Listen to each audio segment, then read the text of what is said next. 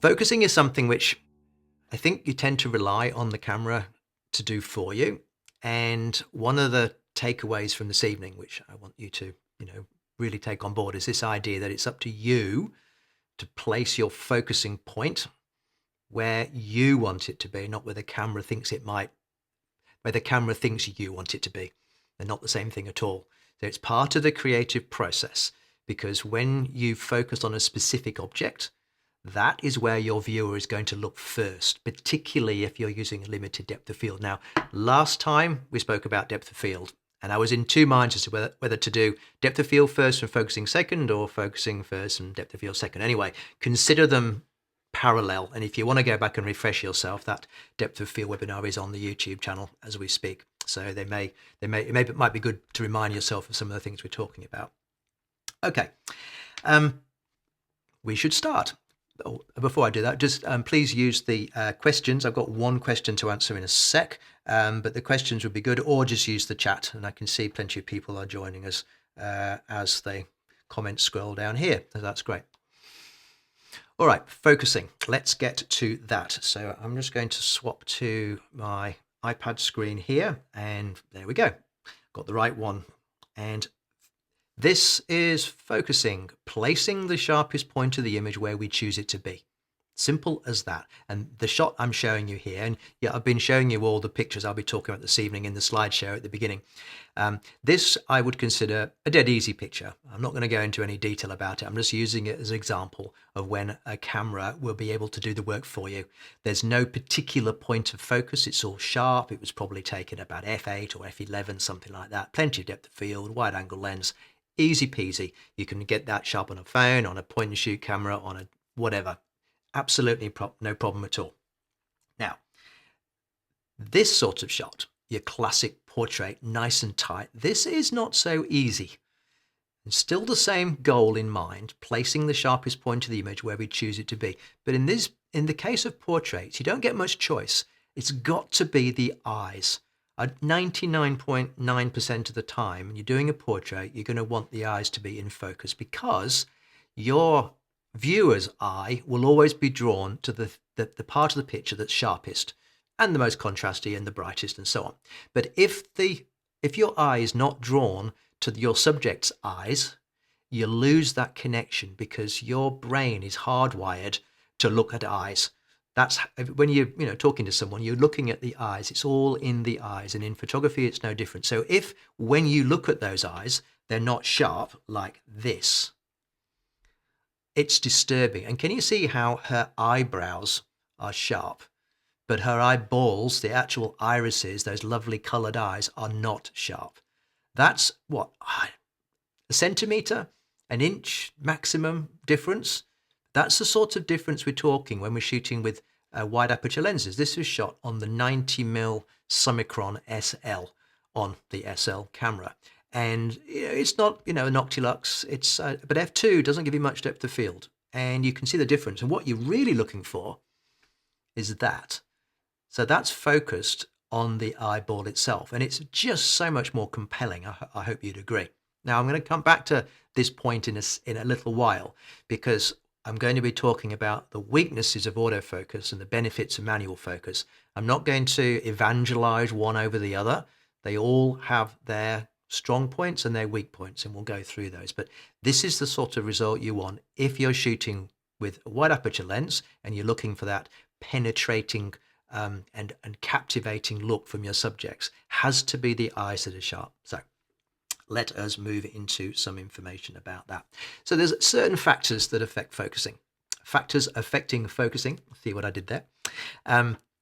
Depth of field, position of subject in the frame, subject contrast, and also subject movement. And all of those cause us difficulties. And when I was putting this course together, I realized that it was a very complicated subject. And there's so many permutations and combinations of, different focusing techniques and different, just really, really difficult to actually work out what Well, put it this way, I ended up getting myself in a bit of a mix-up because I was trying to do everything, and I'm trying to deliver this in an hour in a reasonably easy to digest format.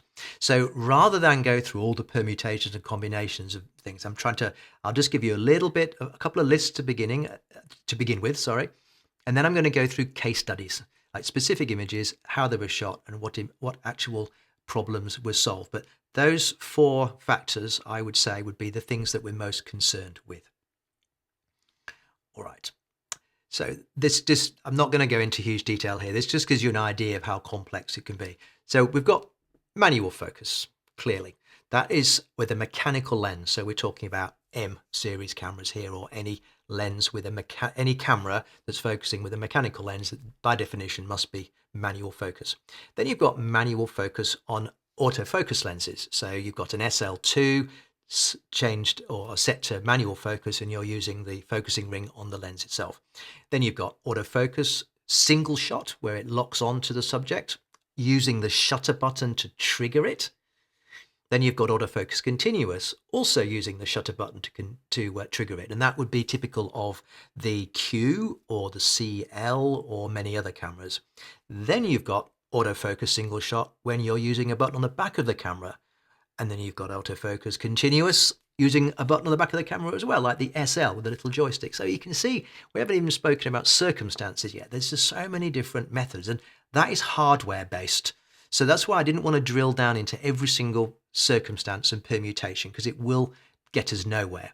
If we ever get a chance to do some more in-person workshops, and those look likely to be starting in the next few months, with a bit of luck, certainly in Sydney, then these are the sorts of things that we could talk about. But I'm just going to go through some of the principles before we get to these cases. So in your camera, in your menus, you will find that there are 2 main types of focusing settings.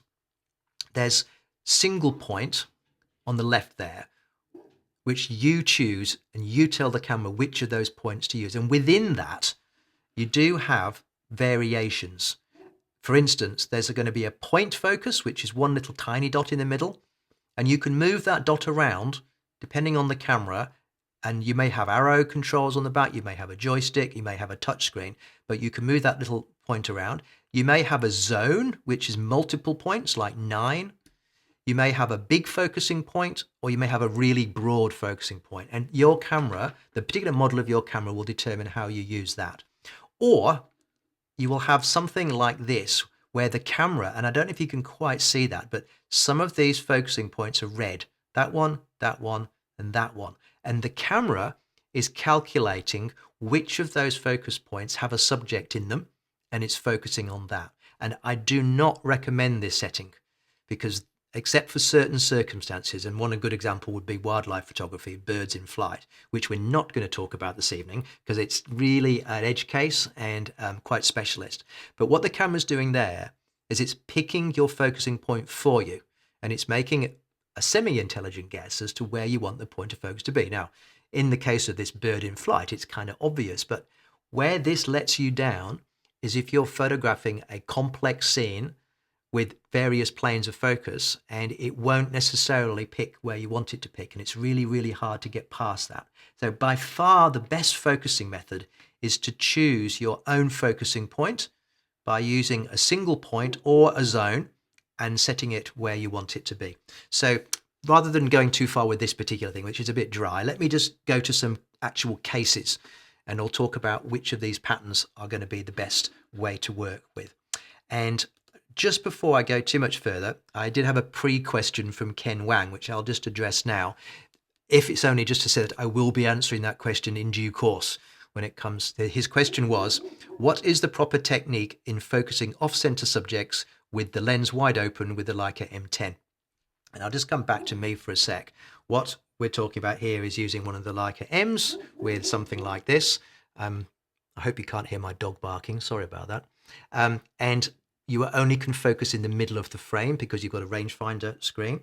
I will be talking about that in a sec, so bear with me, Ken. But thanks for the question. It's a very important one. All right, back to my iPad. Here we go. Okay, first one. This, I had to throw this picture in. This is in India. This is Holi Festival. And I put this one in because there is a case for using the multi-field full auto focusing. And this particular case was because I had to hold this camera at full stretch above my head so I could see over a crowd of people. It was absolutely seething with people watching this ceremony in Vrindavan, not far from the Taj Mahal, actually. And these guys are doing this ceremony in the middle, and they're throwing all this paint around, and it's all very exciting. And there's millions of people everywhere.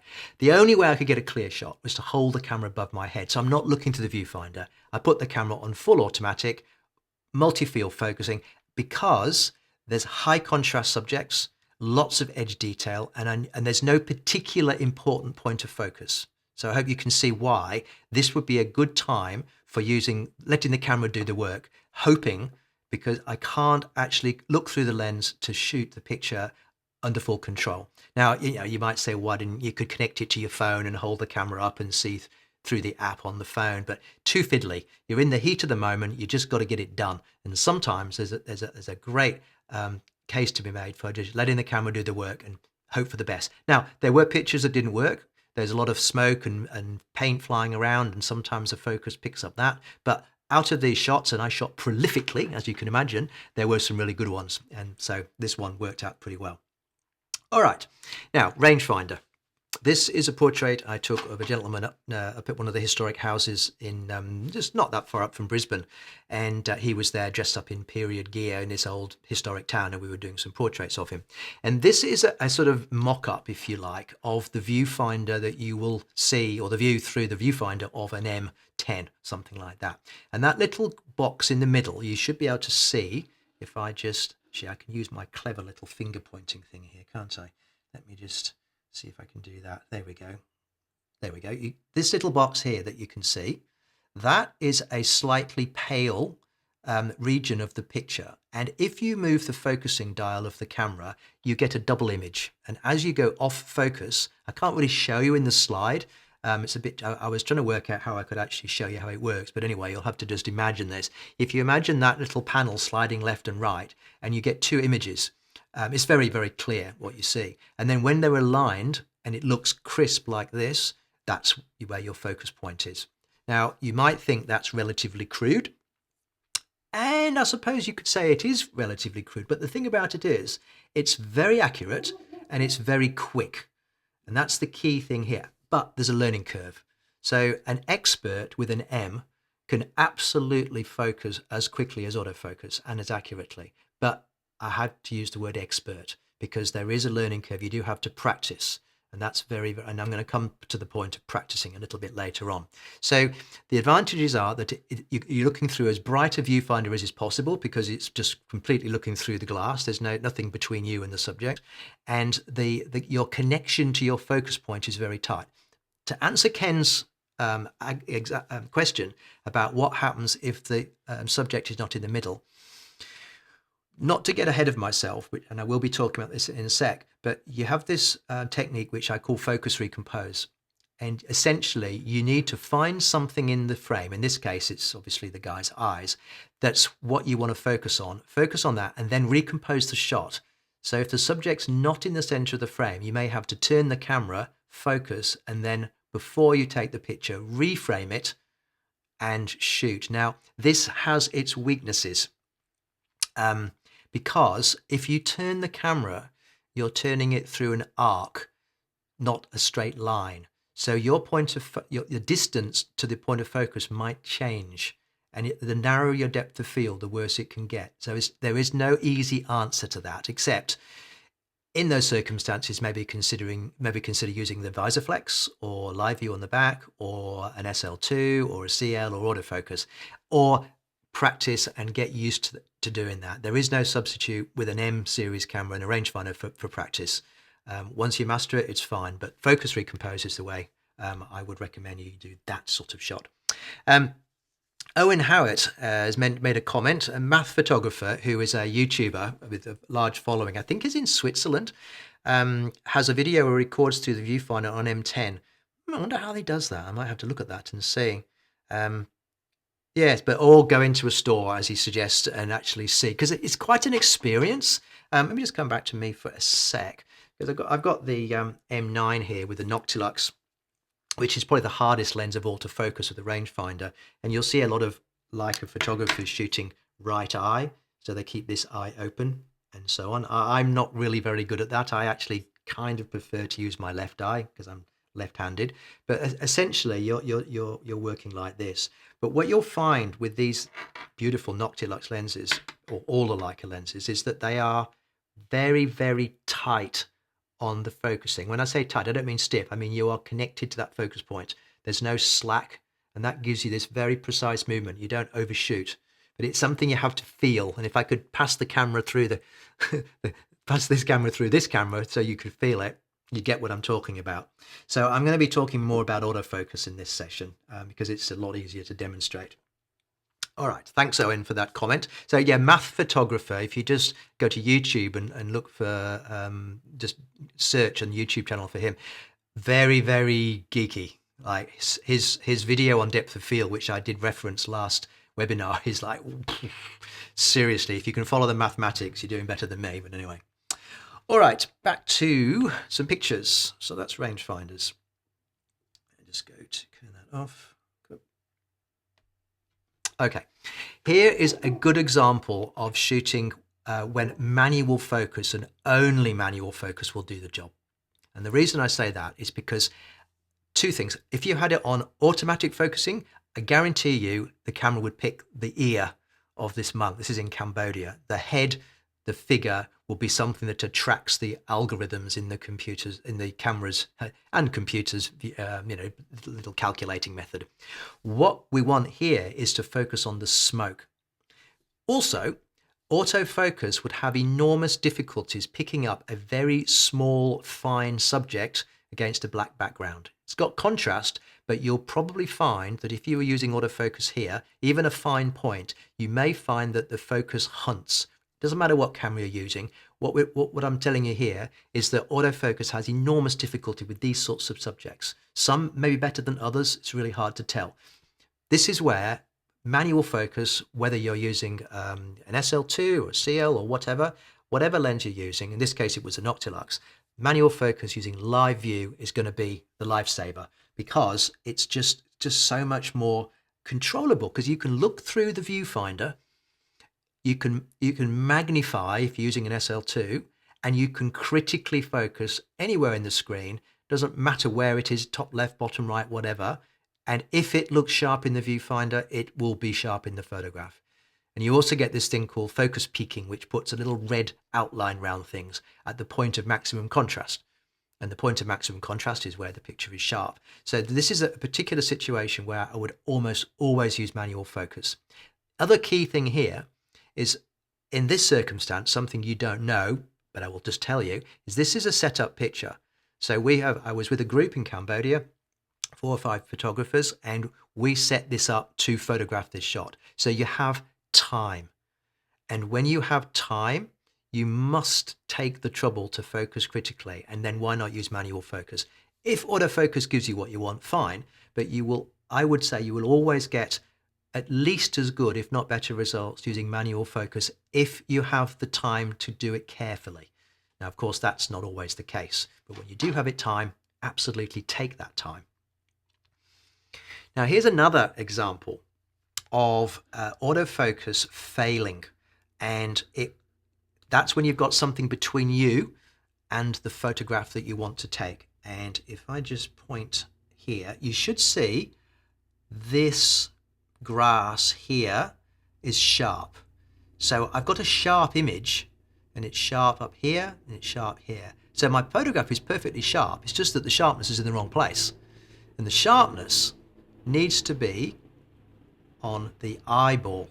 And autofocus will almost certainly pick up the nearest object, which will be the grass. So if you were shooting super wide open, like that very first shot I showed you, zoom right in, I bet you that the autofocus would lock on to the grass hanging in front of his eyes. This is, again, a great example of where manual focus, and particular EVFs with that magnified view, means that you can absolutely see the different focus between the grass in front of his eye and the eyeball.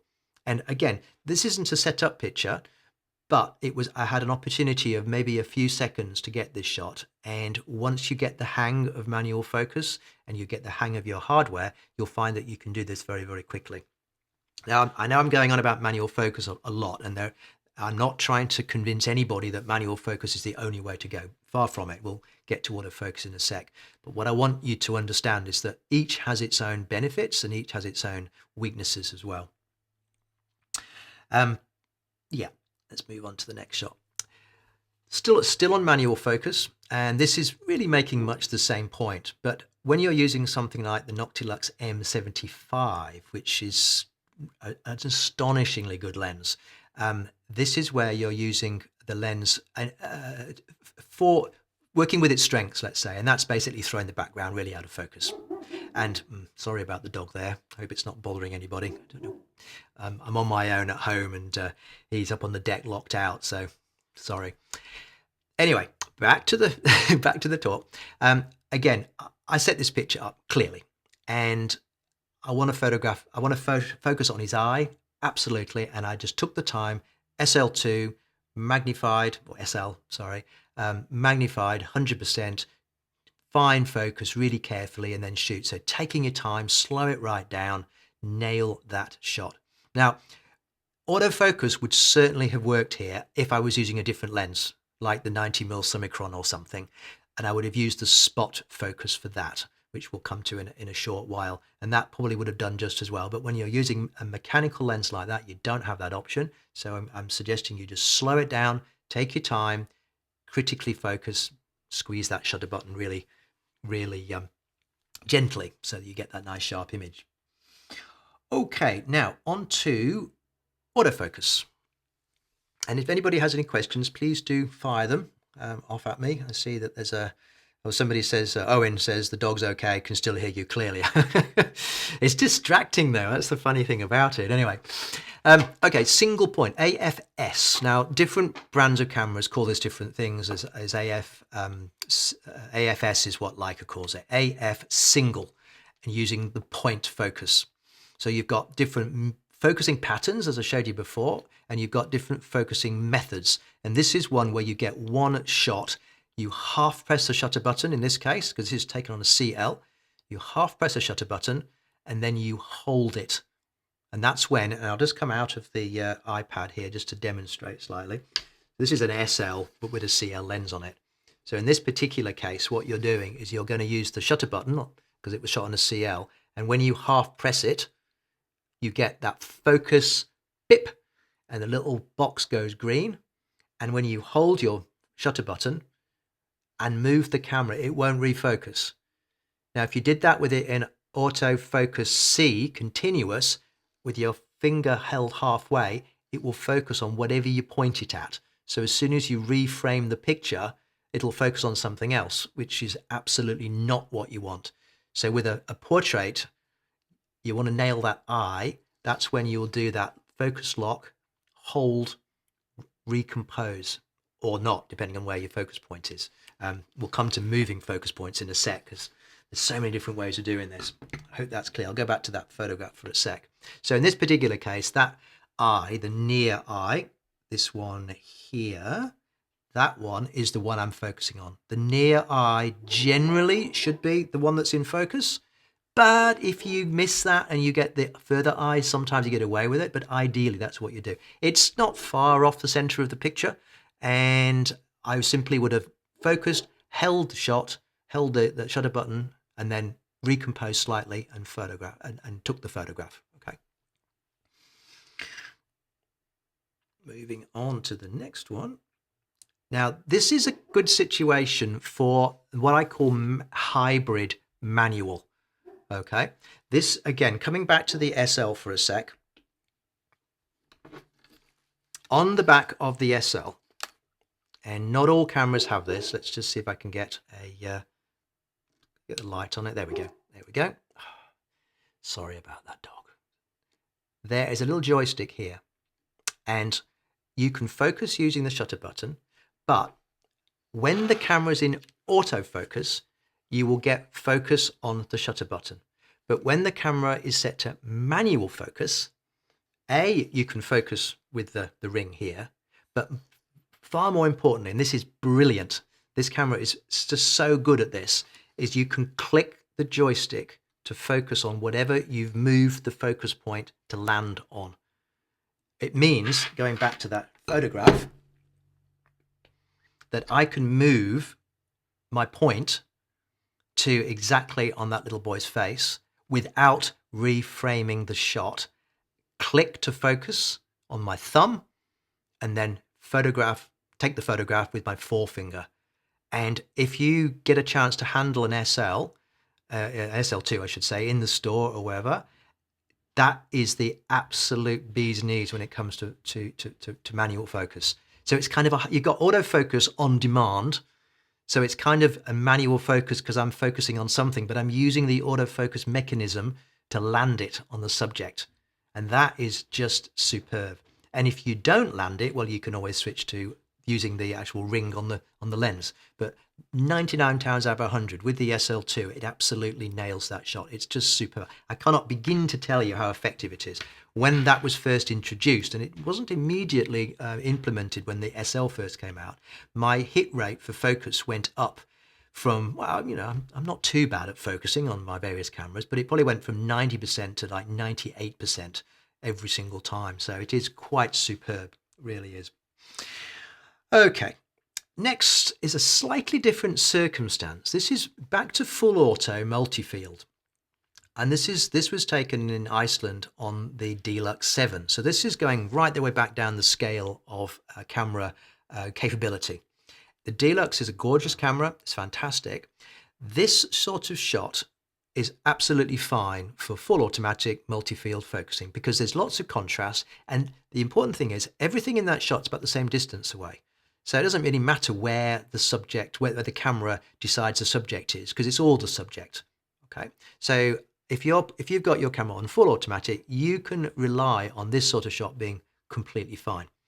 Change the angle slightly and you're going to get different results. This is the Deluxe as well from a different angle.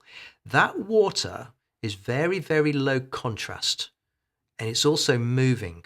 And I guarantee you that automatic focus is going to at least cause, the very sort of best case, it's going to hunt a bit because it will probably try and focus on the water.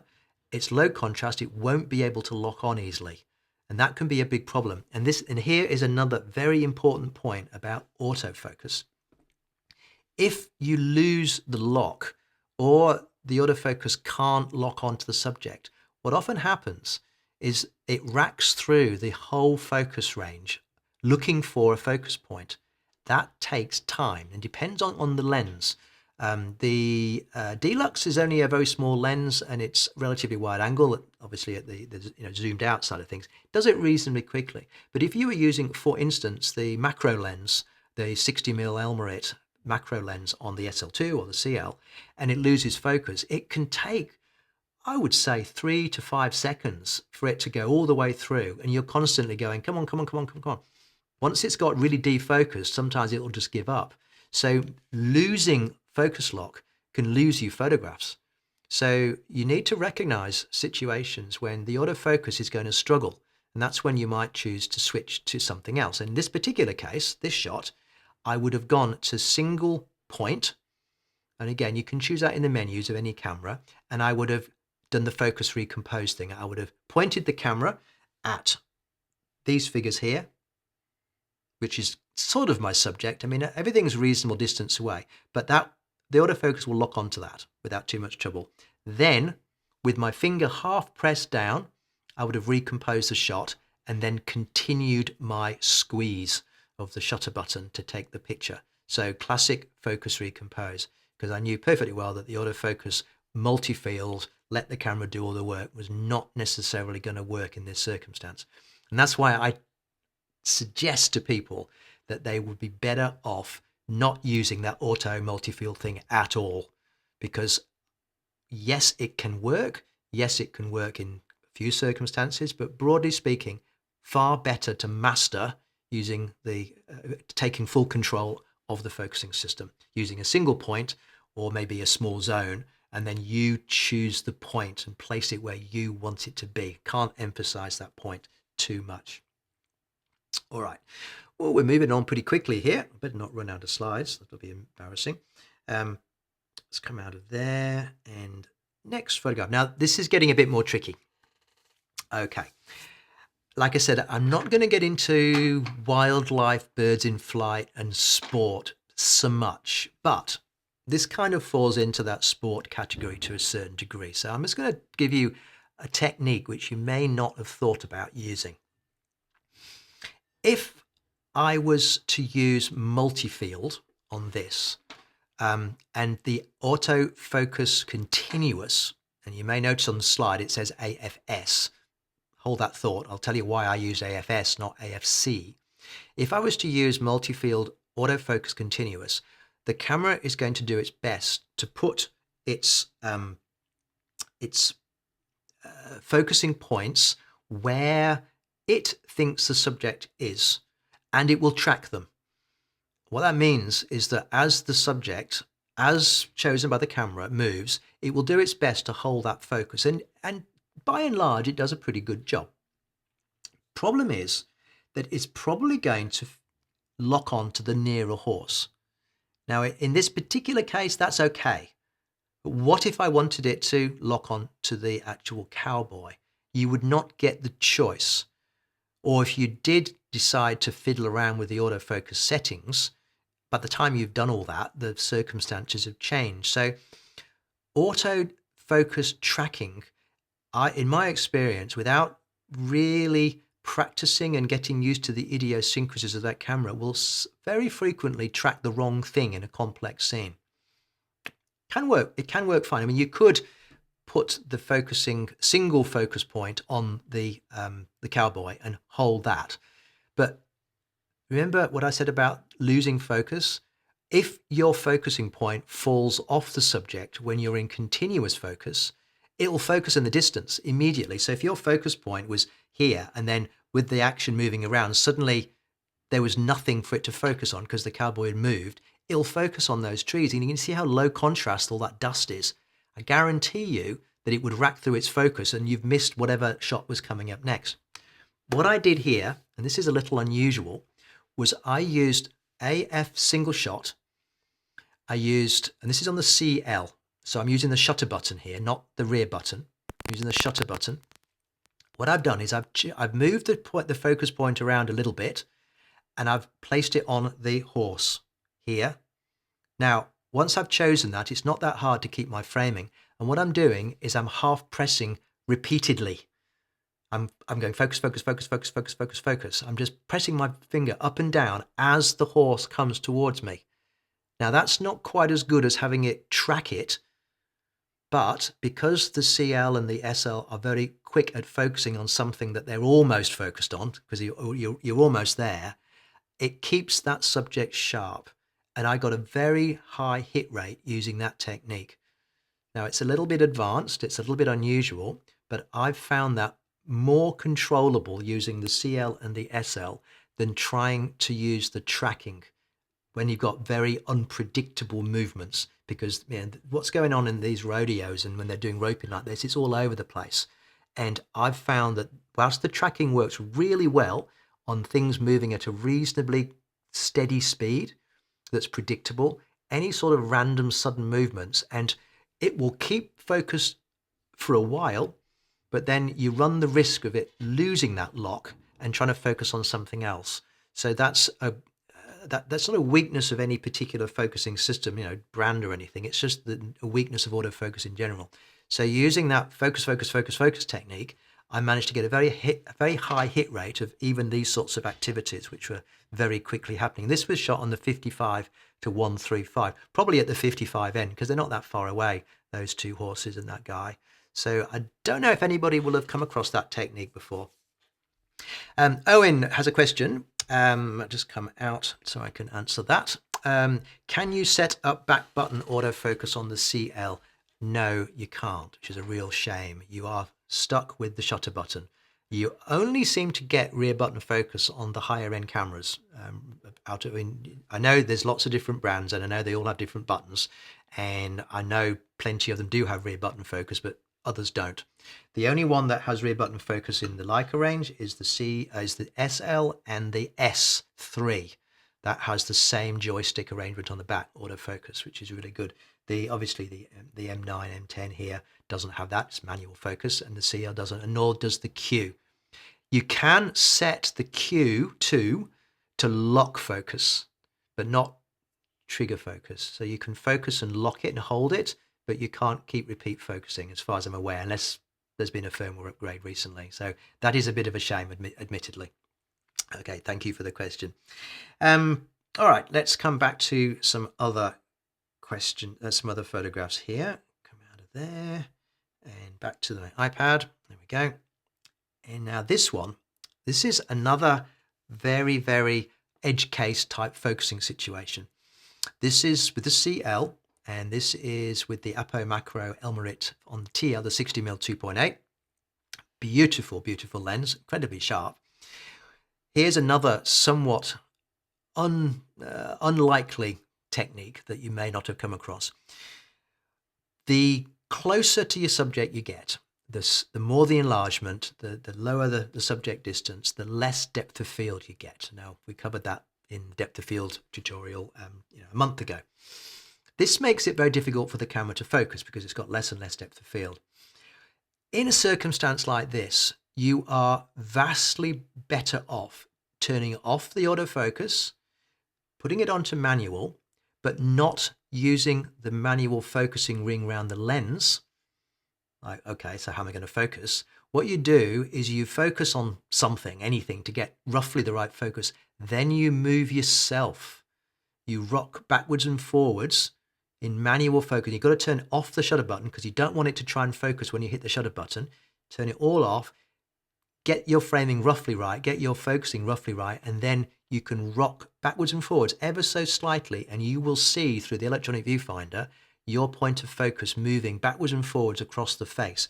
And in this particular case, the point of focus is actually about there where it says Geneva. And if I enlarge this a lot, you'll see that the Vacheron Constantin is ever so slightly out of focus due to depth of field. And this movement here is also, but that's where your eye goes. And the way I took this was just to lock the focus, turn off the autofocus, and then move backwards and forwards very slightly. You've almost got to hold your breath because the slightest twitch and you will move that focus point.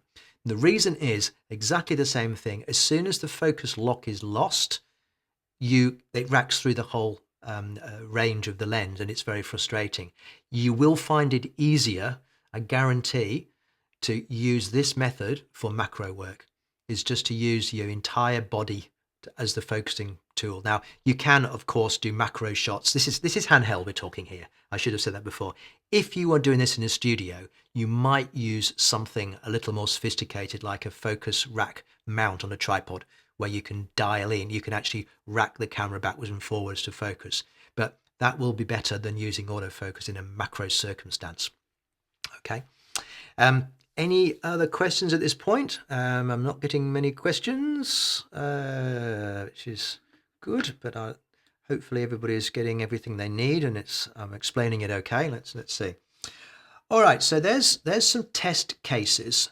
Here's a few principles to bear in mind. So getting away from pictures for a sec. Focusing, manual focusing. The pros of manual focusing are it's very accurate, because if you're using an electronic viewfinder, you can simply see that it's sharp. Because remember, the electronic viewfinder is showing you what the sensor is seeing because it is the picture from the sensor. It's not a secondary, it's not like in a DSLR where you're looking at a ground glass screen. You are looking at the actual image from the sensor electronically. So it has to be correct. There's no way it can't be correct, which is why it can't be fooled. So you can't have that focus point missing and causing some problems again. And again, there's no racking of focus because you're in manual focus and there's no mechanism activated. The cons, which are substantial, are there's a learning curve involved. It can be slower. if you haven't practiced. And another point that I'd like to make, let me just come back to me for a second. Here we go. And this is a very important point. This comes down to hardware. I'll use these two cameras as an example. So we've got this is an M9, but an M system camera. This is fully mechanical. And if you can hear this, that I'm probably shouldn't do it too hard. That's hitting the infinity mark. The lens will not focus any further. And if I go to the other end of the scale, tick, same thing. There is a hard limit at the end of the focus scale. Not only that, but that focus is a one-to-one correspondence, the movement of the ring and the movement of the focus point. So you feel very, very tightly connected to it. So a little bit of movement one way, a little bit of movement back. You feel really, connected to that focus point. It's the only way to actually explain it. With autofocus lenses, they are designed in a completely different way. Now, this is a CL lens on the SL. There is no scale. Now, the SL lenses do have a small scale on the top here. But look, I can just keep turning this. There's no hard stop. There's no mechanical connection between this focusing ring and the camera. It's all electronic. So as you turn it, it feeds a signal to the camera, to the focusing mechanism inside, and it moves it through motors. Okay. It doesn't have any feel. It doesn't have that connected feel. And obviously you can't go to the end of the scale and feel it stop and know that you're in infinity. You can't do that either. And so it's not as easy to focus manually with an autofocus lens. Depends on the lens and depends on the camera, but in general. Now, in the recent firmware upgrade for the SL2S and the SL2, if you've got that camera and you've got that firmware, if you go into the focusing settings, there is an option there to change the speed at which the focus changes with the rotation of the ring. And you can set it to the number of degrees that you have to turn the lens through to go from near to far. And I have mine set to 90 degrees, which means that it's at its most twitchy, its most sensitive. And I find that when I'm looking through the camera and focusing, I can move my focus point very accurately, small amounts. For other things, you might want a much larger throw, as they call it, for video or something. But for focusing for portraits, I want it to be really twitchy and really fine. So yeah, something to be aware of with the autofocus limitations. Focusing in general, autofocus is, actually I've missed a slide. Let me just come back a sec. There we go, autofocus, I've got that. I skipped the slide, my bad, sorry. Let's do autofocusing now. Autofocus is quick and easy, clearly. You can stick it on automatic and a lot of the time it'll do a perfectly okay job.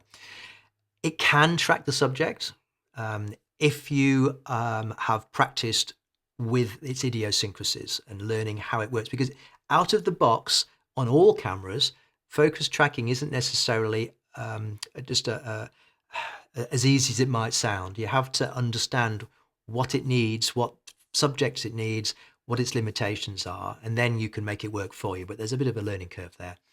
The cons of autofocus are it can be fooled. Like if photographing someone with glasses on, there's a very good chance that it will focus on the actual lens of the glasses, not on the eyeball behind it. That's when it will let you down. If you lose focus lock, you will lose time, therefore shots, as it hunts for the autofocus point. And off-center focusing can be slower. So you have to do that focus recompose technique that I spoke about before.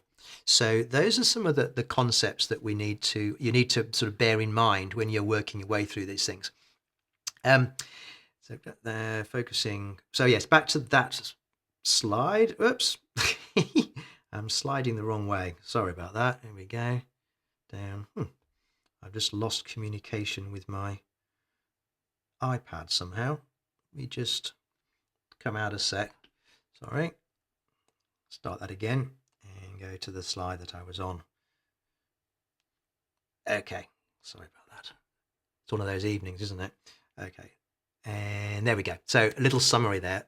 Autofocus is fast, but the accuracy varies, and manual focus is accurate, but the speed varies. So you can balance those two things. I thought that was quite a nice, neat little summary, actually, because those are the two things that really concern you, is accuracy and speed. And the speed of manual focus varies by your skill. The accuracy of autofocus varies by the camera's ability, but it's clearly fast. But the accuracy is dependent on the hardware, so that's something to bear in mind. Now, as a question, I'll just finish off with this little point here. This is something else I would like to put out there for you. And I actually got this. I'm going to refer to one of my previous workshop hosts who came to Australia in 2018, I think it was, Alan Schaller. I know some of you watching possibly went to one of his, or two of his workshops that were in Sydney and Melbourne.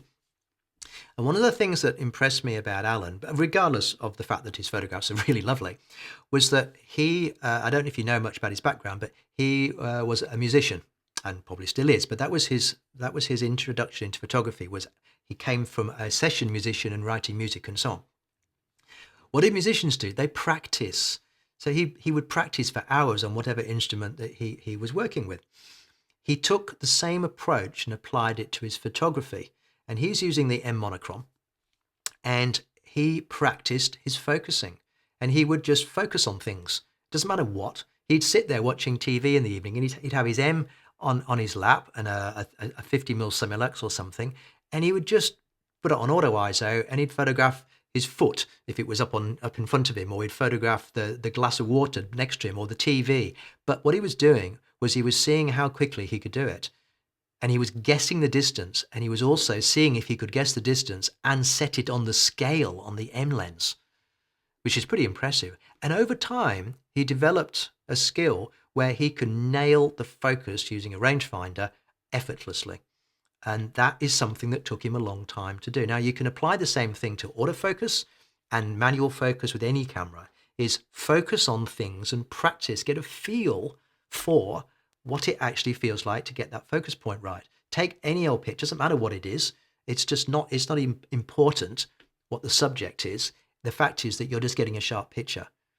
So learning to focus and get a sharp picture through the correct shutter speed, those are incredibly important skills, and they can absolutely be practiced at home by photographing anything. It doesn't matter. I mean, right now I could photograph, I've got a little monitor here, I've got the fridge over there, there's my Blackmagic camera sitting here.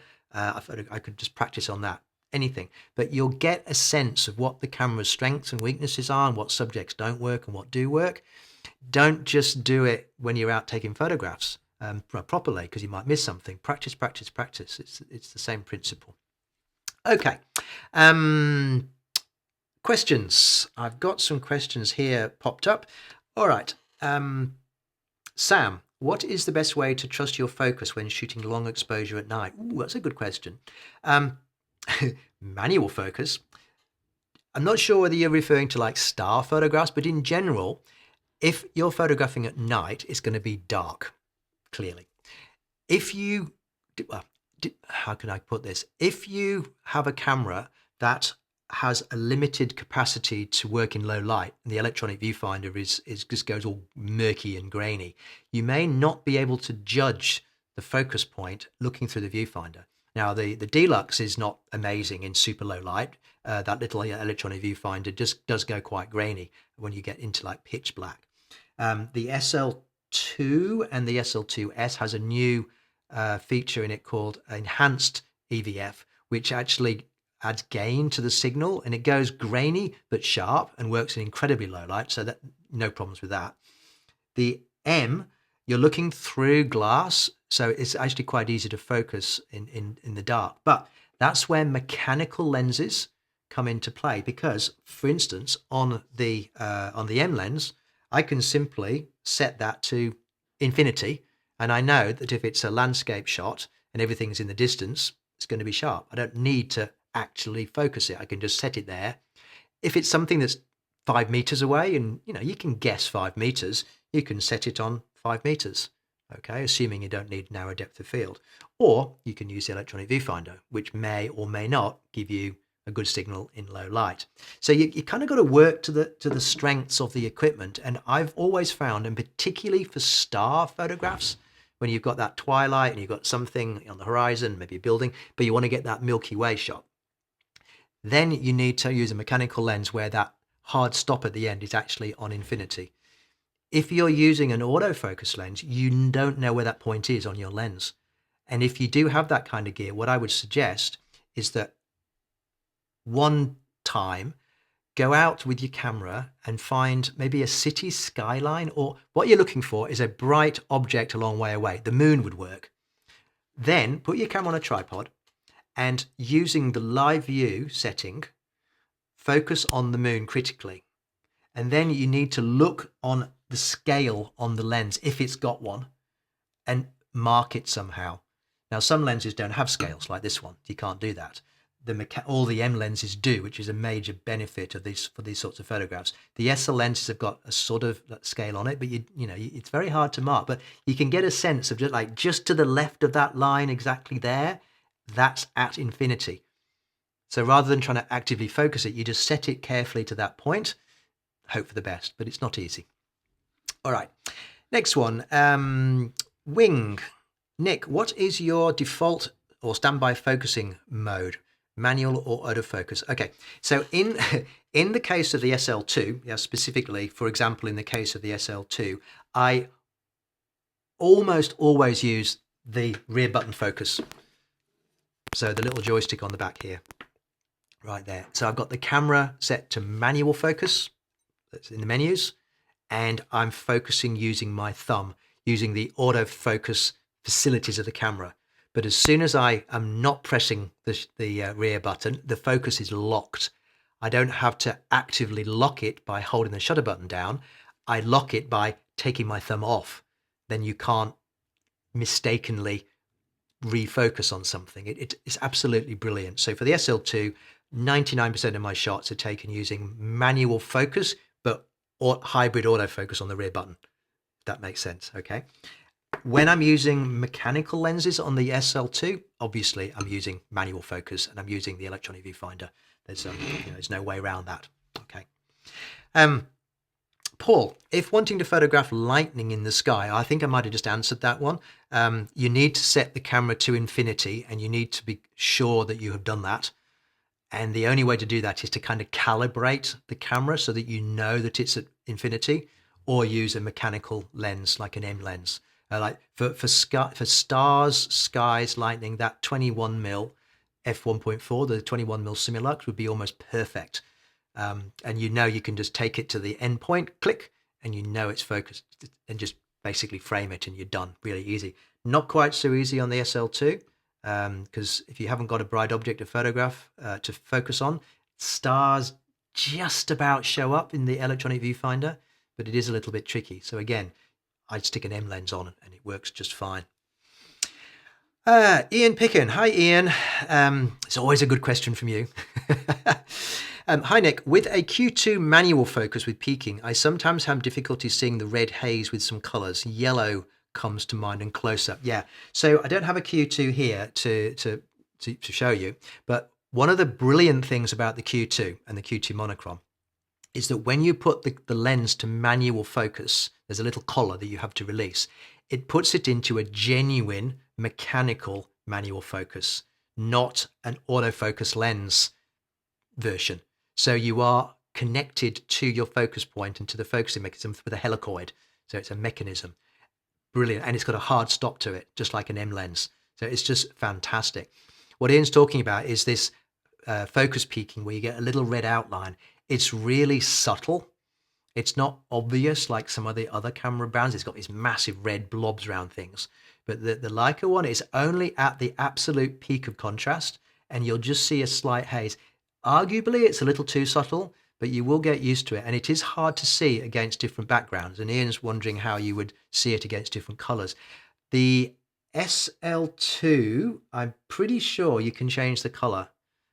Green, red, blue. I'd have to check in the menus. It's just escaped me for the minute.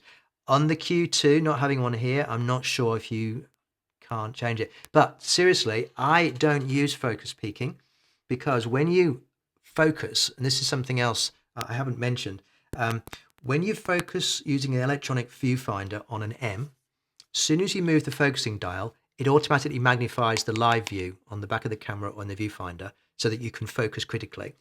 On the SL2, when you're using an M lens mechanically, it doesn't do that. But when you click the rear button, it magnifies it. And then you can carefully focus. And I can see where it's focused quite easily because the viewfinder in the Q2 and the SL are so good and so fine-grained that it's really easy to see. The less depth of field you've got, as in the wider the aperture that you're using, the easier it is to pick your point of focus. So I've found focus peaking to be, take it or leave it. It's not something I rely on. So I would try turning it off and try just judging the focus. It should work. A bit of practice. All right. Owen, with the SL2 back button focus, can you use face detection? Absolutely. You can use any of the focusing modes triggered by the rear button. So if you put the camera into autofocus continuous, there is a section in the menus where you can define the function of that rear button, one of which is hold it down to trigger the continuous focusing. So as you hold it, it'll track the face and the eyes. There is eye focus on the SL2, S and the SL2. Hold that button down and it will track as long as you hold it. As soon as you let go, the focus will stay put. And that, you see, can you get an idea of how cool that is compared to having to use the shutter button for everything? Because if you tried to do that, the shutter button, it wouldn't work. But by holding that down, so much easier. Well, it would work, but you've always got your finger held in that really tight little position, half pressed. So much easier to disengage focusing on the back from shooting on the front. Okay, really, really cool. You kind of got to try it, and it's just superb. All right.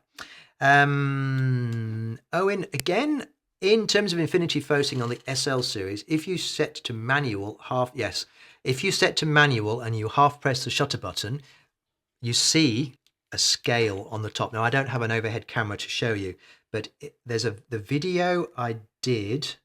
Now then, where is that video? I did a video about this where it shows it in great detail.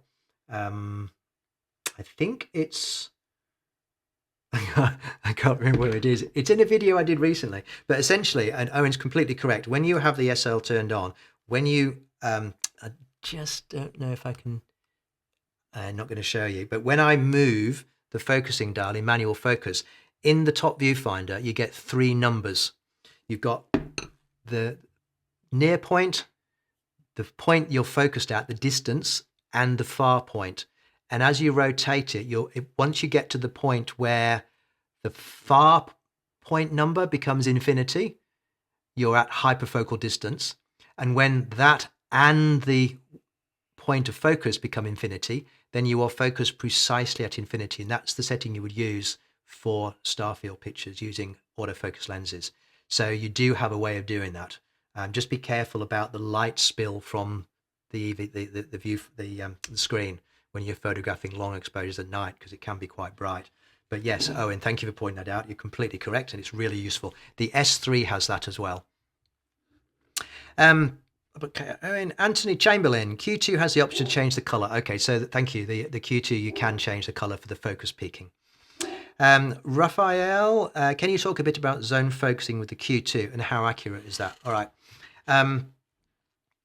Zone focusing, we haven't talked about that because it's, okay, there's 2 different things going on here. There's zone focusing and there's pre-focusing. And they're kind of obviously very related, but they're not the same thing. The typical zone focus is when you would set a focus distance and an aperture, and then you would anticipate how much depth of field you've got. And then that is where you need to have your subject within. And the idea is you move yourself or you wait for someone to come towards you. And you, like, if you've got it set on 5 meters and you've got it set on f8, you will have and I'm not going to say how much because it will vary, you will have a certain depth of field. And if your subject is within that, it'll be a sharp picture and you don't need to refocus. That's zone focusing. That's related to pre-focusing, when you actually set up a shot, not set up, but you anticipate a shot where you've got a scene like a streetscape with interesting juxtaposition or something, and you're waiting for a figure to come into the shot. You know where you want the figure to be, so you pre-focus on that spot, and then when the person comes into view, you don't have to refocus, so it's much quicker. You've done the focusing beforehand. Okay, and that really works really, really well. The zone focusing is a little tricky, because if you watch my video from a month ago about depth of field, you'll realize that the depth of field is a really slippery concept, and these scales on these lenses, these scales here, only work for your A4 10:8 print held this distance from your face. Then they work. But if you do bigger prints with high resolution sensors or using a different format or whatever, they don't. So you can't rely on these distance scales for depth of field zone focusing settings. You just get less and less. As a rule of thumb, if you wanted to try that, if you set your camera to f16 and you want to make it, and you're expecting to need to do a really big print, you'll probably find that the f5.6 lines give you the right depth of field, not the f16 lines. You've got like 3 or 4 stops of depth of field less with a high resolution sensor. Watch the webinar if that doesn't make sense to you, because it's not at all obvious how that might work. Question was, how accurate is that with the Q2? For those reasons that I just mentioned, those scales on the Q2 lens won't necessarily give you the result. It may look great on the back of the camera. It may look great on your iPad. But if you did a big print, you might find that the subject is actually not sharp, because the zone that you were expecting the subject to be within isn't as wide as you thought it was. So what worked for Henri Cartier-Bresson and shooting film and doing 10:8 prints doesn't necessarily translate that well to very high resolution modern sensors, unless you keep everything the same, like doing stills, doing prints at that big, you're viewing at a normal distance. Okay. All right, it's 2 minutes past 1:30, so that would be the time for me to say thank you very much for watching and taking part. We had pretty good turnout this time, so thank you for that. 2 weeks' time, we have Simon Ozelens, who did Knox Birch's video for us when we did the launch of the Q2M. And he's been working with the Q2, and we did that lovely video photographing trains in Sydney. So he's the director of photography for that. He shoots beautiful stills. He's very knowledgeable about Leica equipment, and he's a lovely chap. We had a chat the other day. So join me for that. The next one in this series, episode 6, will be on, let me see if I can remember, what's the next? Oh, lenses. Lenses. We're going to talk about the different lenses, different perspectives that you get with different lenses, what lenses are good for different tasks. So I'll try and have a whole series of different M lenses here to talk about, but it's more broad principles, focal length. So why do wide lenses look the way they do? What are the advantages of telephoto lenses? What are standard lenses for, and so on. So it'll be more of a general chit chat about that. A lot less technical, just more in broad terms. So please join me in 2 weeks, same time, same place. And once more, thank you very much for watching.